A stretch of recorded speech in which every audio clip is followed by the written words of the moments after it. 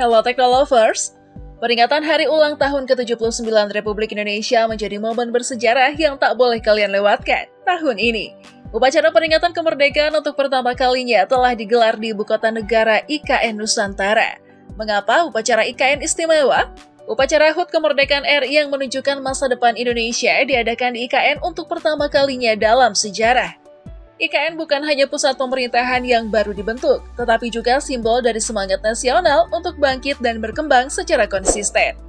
Upacara ini akan menjadi kesempatan untuk menunjukkan kekuatan dan kemajuan Indonesia selama 79 tahun.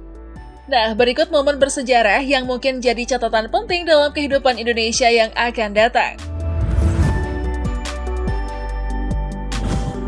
Upacara 17 Agustus pertama di IKN. Upacara peringatan Hari Kemerdekaan Indonesia atau HUT ke-79 Republik Indonesia berlangsung di Jakarta dan Ibu Kota Nusantara atau IKN, Kalimantan Timur. Ini menjadi sejarah karena pertama kalinya peringatan HUT RI digelar di IKN. Upacara peringatan detik-detik proklamasi di IKN dipimpin langsung oleh Presiden Joko Widodo, sedangkan Wapres Ma'ruf Amin mengikuti upacara dari Istana Merdeka Jakarta.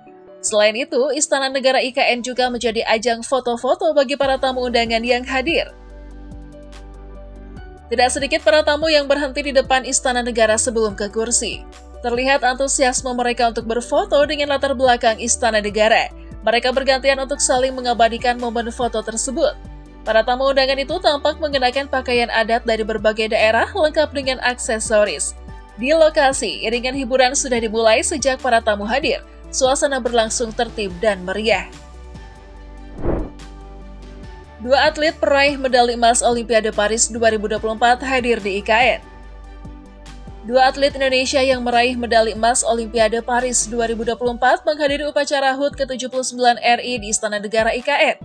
Mereka adalah Rizky Juniansyah dan Fredrik Leonardo, yang terlihat hadir di bagian pemimpin lembaga negara dan menteri. Rizky dan Fredrik tampak menggunakan jaket kontingen Indonesia dan membawa medali emas. Rizky Juniansyah merupakan atlet angkat besi dan Fredrik adalah atlet panjat tebing. Meriam diledakkan 17 kali di IKN. Meriam diledakkan sebanyak 17 kali di Istana Negara Ibu Kota Nusantara atau IKN. Peringatan Hari Kemerdekaan Republik Indonesia ke-79 dimulai dengan ledakan-ledakan ini. Laksanakan, kata Presiden Jokowi saat inspektur upacara di halaman Istana Negara IKN pada hari Sabtu 17 Agustus 2024. Ledakan dari moncong meriam menghasilkan asap dan api. Meriam hitam itu memuntahkan amunisinya 17 kali secara berurutan. Pasukan peluncur meriam memakai seragam berwarna merah putih. Siaran langsung dari acara tersebut ditayangkan di kanal YouTube Sekretariat Kepresidenan. Peringatan ini juga diadakan secara bersamaan di Istana Kepresidenan Jakarta dan di IKN. Paskibraka Putri berhijab saat upacara HUT RI di IKN. Setelah munculnya perdebatan tentang larangan mengenakan jilbab bagi anggota pasukan pengibar bendera pusaka atau paskibraka perempuan dari Badan Pembinaan Ideologi Pancasila atau BPIP, kini anggota paskibraka perempuan diizinkan untuk mengenakan jilbab. Sebagian besar personil paskibraka perempuan tampak mengenakan jilbab berwarna hitam di arena upacara IKN. Mereka yang berjilbab mengenakan kaos kaki berwarna putih dan mengenakan rok panjang sepanjang atas mata kaki. Joko Widodo berbincang usai upacara di IKN. Setelah upacara pengibaran bendera merah putih HUT ke-79 RI di Istana Negara Ibu Kota Nusantara, Presiden Joko Widodo dan Presiden terpilih Prabowo Subianto melakukan diskusi.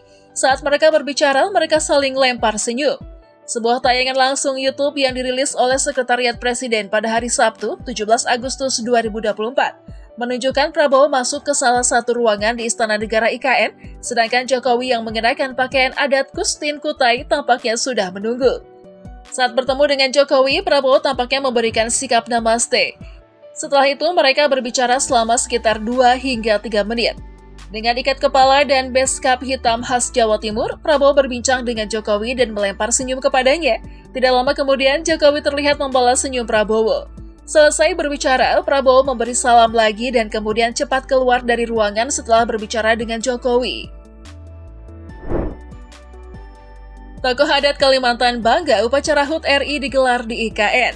Sejumlah tokoh adat Kalimantan ikut menghadiri upacara HUT ke-79 RI di Ibu Kota Negara IKN Nusantara. Salah satunya lagu Legio Beloang, perwakilan tokoh Dayak Wehea, Kutai Timur. Sebagai warga asli Kalimantan, Legio mengaku bangga upacara HUT RI digelar di Kalimantan. Kesan kami, saya sendiri, sangat bangga dengan adanya IKN yang ada di Kalimantan Timur, dan kami sangat senang sekali pertama kali dilaksanakan 17 Agustus 1945, ulang tahunnya pada hari ini, dilaksanakan di IKN, kata Legio di Istana Negara IKN Kalimantan Timur, Sabtu 17 Agustus 2024. Legio mengaku bangga bisa mengikuti langsung upacara HUT RI, yang mendukung proses pembangunan IKN sampai tuntas. Pembawa baki saat pengibaran penurunan bendera merah putih. Paskibraka yang bertugas di IKN pada hari Sabtu 17 Agustus 2024 dibagi menjadi tim Nusantara Baru pagi dan tim Indonesia Maju sore dengan nomor 17, 8, dan 45. Livenia Evelyn Kurniawan dari Kalimantan Timur bertindak sebagai pembawa baki saat pengibaran bendera merah putih, dan Niko Komang Trisetia dari Bali bertindak sebagai pembawa baki saat penurunan bendera. Pakaian adat Jokowi saat upacara HUT RI di IKN. Presiden Joko Widodo dan Ibu Negara Iriana Jokowi mengenakan pakaian adat Kustin asal Kutai, Kalimantan Timur, pada upacara detik-detik proklamasi di Istana Ibu Kota Nusantara, IKN. Untuk pakaian Kustin menandakan kasta tertinggi di Kutai Kartanegara. Kustin juga memiliki arti kebesaran. Kerajaan Kutai Kartanegara yang terletak di Provinsi Kalimantan Timur merupakan salah satu kerajaan tertua di Indonesia dan merupakan asal mula Nusantara Indonesia. Pembawa acara menjelaskan mengenai pakaian adat Jokowi. Baju Kustin adalah salah satu pakaian yang mempunyai kasta tertinggi di Kesultanan Kutai Kartanegara. Istilah Kustin berasal dari kata Kustin yang berarti kebesaran. Kerajaan Kutai Kartanegara sering mengenakan pakaian Kustin selama upacara penting. Pakaian itu memiliki warna hitam dan motif kotak emas di dada. Baju ini dipergunakan Sultan pada saat upacara penting pada masa Kesultanan Kutai Kartanegara dan pada saat upacara Erau sebagai upacara terbesar dan termegah yang diselenggarakan di Kesultanan Kutai Kartanegara ing Martadipura. Sementara itu, pada saat upacara penurunan bendera merah putih, Jokowi dan Iriana memakai baju adat Banjar, Kalimantan Selatan. Baju adat Baamar, galung pancar matahari itu memiliki makna bersinar layaknya matahari. Baju adat Banjar Baamar galung pancar matahari merupakan pakaian adat dari daerah Banjar Provinsi Kalimantan Selatan yang biasa digunakan untuk acara perkawinan, acara adat atau festival budaya yang menampilkan ciri khas dari adat Banjar. Maknanya bersinar seperti matahari, kata pembawa acara di tengah upacara. AHY Anissa Pohan menang busana adat terbaik di Istana IKN.